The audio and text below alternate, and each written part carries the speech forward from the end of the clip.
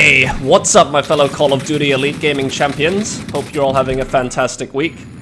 So, ever since the infamous Grau nerf, the meta has really changed quite a lot in Warzone, and in some pretty unexpected ways too, I think, because we now have some new weapons that previously weren't in the meta, suddenly gaining widespread popularity, even though previously not many people cared to use them. So, in this video, I'm gonna go over the current top 5 weapons in Warzone. But just before we get into that, I first want to explain how I compiled this list, because I think that's pretty important. And the way I did that was by picking weapons that serve a purpose extremely well. So, for example, is it the best for close range? Is it the best for medium range or long range? And so on. And the reason I'm doing the list like this is because if I didn't, the top 5 weapons here could easily just be mostly assault rifles. Because if you only had access to one weapon in Warzone, technically, an assault rifle would be the best choice for its versatility in both close range and medium range. But, in reality, if you already have the best assault rifle for medium range, and that's how you want to engage your enemies, there's no point in grabbing the second best medium range assault rifle in your loadout, right? Because having 2 assault rifles like this just wouldn't add any extra benefit for you. Whereas if you had an SMG to go with that instead, for example, now you can effectively fight both close range and medium range. So with that said, my list of weapons here will be quite varied, which I think will be much more useful to you than if I simply listed the assault rifles in order from best to worst. And of course, if you do end up enjoying this video, I would massively appreciate a like and subscribe, but if not, that's cool too. I hope you gain some value from this video. And in no particular order, starting at number 5, I'm gonna give it to the Kilo 141, which is a perfect example of one of those non-meta guns I mentioned in my intro that, after the Grau nerf, suddenly became super popular. And I think the reason why it wasn't as popular before was because it was just too similar to the pre-patch Grau in terms of its performance, range, and purpose. But the Grau just ended up still being pretty much better in nearly every way for that intended range and purpose. So both guns were really competing too close to each other for one particular niche. And although the Kilo was still an excellent assault rifle, it just didn't really offer another kind of benefit that would make you want to use it over the pre-patch Grau. Which is why when people weren't using the Grau, they would often use something like the M13 instead, because at least it offered the highest fire rate out of all the assault rifles. So that was its niche benefit that you couldn't get with the Grau, whereas using the Kilo just kind of felt like you were using a slightly weaker Grau. But now that the Grau has been nerfed, the Kilo, in my opinion, has become the new best assault rifle for medium range engagements, because it has very easy to control recoil, a good rate of fire of around 779 rounds per minute, and a very solid time to kill of around 616 milliseconds at close range against someone with full armor plates, which is faster than both the Grau and the M13, but slower than the M4. Basically, I think the way you should use the Kilo is to try to use it as you would have used the Grau before it got nerfed. It won't be as good as that pre-patch Grau, mind you, but after that nerf it's now the next best thing, so there's definitely a reason to use it. And for the attachments, the ones that work best for me are the Prowler barrel, monolithic suppressor, tac laser, VLK optic, and 60-round extended mags. But if you want better recoil control, you can switch the tac laser for the Merc foregrip or Commando foregrip, which are also good choices on the Kilo. Okay, and now moving on to weapon number 4, and that's the FAL, which is in my opinion just clearly overpowered right now because of its ridiculous close-range killing power after it was buffed. Because without any attachments, you can kill someone in just 4 shots up to 18.7 meters, and if you have a good trigger finger and you can hit that 500 RPM fire rate cap, that translates into a time to kill of only 360 milliseconds against someone with full armor plates, which is just leaps and bounds faster than every other gun in Warzone if you don't count a sniper headshot.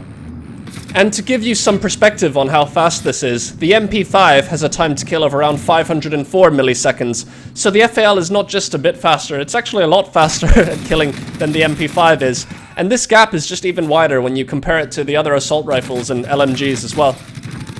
But of course, the major drawback to using the FAL is that it's semi-automatic, and with the rate of fire cap of 500 RPM, this isn't very fast, which means that at medium range gunfights, it isn't as effective as the other meta higher fire rate assault rifles like the Kilo, the M13, or the Grau. So I would stick to using the FAL mainly just for close range engagements. And for my recommended attachments on the FAL, I have 2 builds for you guys, based on whether you're using the FAL as a secondary weapon or whether you're using it as a primary weapon. And by using it as a primary weapon, I'm assuming you've picked it up without overkill, so you have like a pistol or a launcher as your backup weapon. Or if you did grab the FAL with overkill, I'm assuming that you're using it together with a sniper rifle, for example. And for this primary weapon build, I would recommend the monolithic suppressor, marksman barrel, tac laser, 30-round extended mags, and lastly, you can go with either the GI mini reflex sight or the VLK sight. Both are solid choices for the FAL. And for my other class setup, which is what I like to call my FAL SMG class, I use this as a secondary weapon, and I basically treat it like an SMG and only use it for very close ranges. And for this build, I like to use the no stock attachment, monolithic suppressor, 30-round mags, Merc foregrip, and either the 5mm laser or the 1mm laser for better hip-fire accuracy. And with this setup, it is heavily focused on running and gunning, and you'll easily be able to outgun SMG users at close range, which, to be honest, I think shouldn't be happening for an assault rifle, but it is what it is. And this is actually my favorite secondary weapon in the game right now, as I've been using this build on the FAL more than the other one, just because I like to combine the FAL together with another assault rifle or another LMG, so I have both medium range and close range covered effectively. And with all that said though, I think the FAL probably will be getting nerfed soon, but if it doesn't get nerfed, this will remain as one of the strongest weapons in the game, I think. And just before we move on to the next weapon on this list, just as a reminder, this list is in no particular order, so it's not a hierarchy of best to last in terms of weapon performance by any means. So with that said, moving on to number 3, this is going to be the MP5. And even though I prefer the FAL over the MP5, I do think that the MP5 still has its place in the meta because of its better movement speed and better handling stats and ease of use from its higher fire rate than the FAL. But in terms of killing power, it won't be as good as the FAL, unfortunately, so you'd have to rely more on getting the first shot off on an FAL user and making yourself a harder target to hit by strafing left and right faster, which are things that the MP5 still has the advantage in over the FAL. Now, a lot of people like to compare the Fennec to the MP5 because both have similarly fast time to kills, but overall I think the MP5 is the better choice because on the Fennec, its very high fire rate and low damage per bullet means that you'll end up running out of ammo just way too quickly. So if you're playing against teams, you won't be able to kill more than one person unless you are pinpoint accurate, whereas with the MP5 it's still possible to down more than one person. So with that said, the best attachments on the MP5 are the integral monolithic suppressor, the 45-round extended mags, the Merc foregrip, the F-Tac collapsible stock, and to be honest, either one of the laser attachments, since they are all very good. I personally tend to like using either the 5mm laser or the 1mm laser, since I prefer having that extra hip fire accuracy, as the MP5 already has great aim down sight speed. But you can't really go wrong here if you want to use the tac laser, for example, because I think there's a case for using any one of these 3 laser attachments. Okay, now, and moving on to weapon number 2. This spot, I think, goes to the HDR, which is, in my opinion, the best all-around sniper in Warzone. But before we talk about the attachments on the HDR, I first want to say that the AX50 is also an excellent choice for a sniper, and there are many people actually who prefer that over the HDR because of its slightly faster fire rate. But when it comes down to it, I think the HDR is just overall the better choice, primarily because of its faster bullet velocity, which makes it a lot easier to hit people at longer ranges because you won't have to lead your shots as much in front or above your opponent. Now, the AX50 and the Kar 98 are great snipers for quickscoping and making streams look really cool, but if you were trying your hardest, I think most people would prefer the HDR, since sniping at long range inside a building or from the edge of the map, even if it's a frowned upon tactic, is still honestly the best way to get kills with a sniper in Warzone. But yeah, if you do plan to run and gun with your sniper in downtown or something, then definitely the AX50 or a Kar 98 would be the better choice. And with that out of the way, the best attachments on the HDR are the monolithic suppressor, HDR Pro barrel, variable zoom scope, presence of mind perk, which lets you hold your breath while zoomed in, basically for as long as you want. And lastly, either the 9-round extended mags, for if you're playing in teams, or the tac laser, for if you're playing in solos.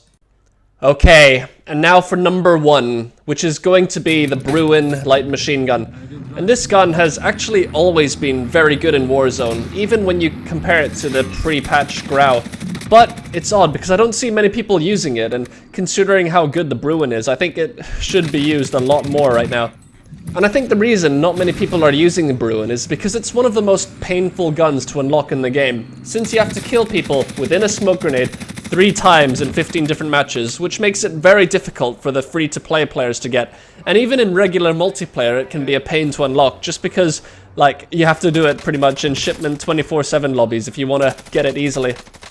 But once you do unlock the Bruen, you won't be disappointed, because it's the best gun in Warzone for medium-range gunfights, in my opinion, especially past about 35 to 40 meters, and it's because of the Bruen's very easy to control recoil, which makes it one of the most accurate guns in the game that you can go full auto with. But in addition to this, the Bruen also has some very good damage multipliers as well, so at longer range gunfights, it will still maintain a very high amount of damage, whilst the other assault rifles tend to drop off fairly drastically. And it's really after about 45 meters or so where the gap in time to kill just really widens between the Bruen and the other top ARs in the game. So if you are accurate, you can quite easily spray someone down in full auto, even if they are up to 100 meters away from you, which is something that none of the assault rifles can really do that effectively.